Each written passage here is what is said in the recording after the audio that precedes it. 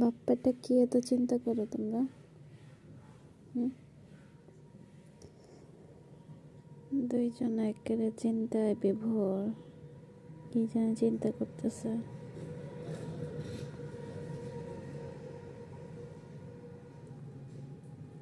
কি চিন্তা করো তোমরা? হ্যাঁ,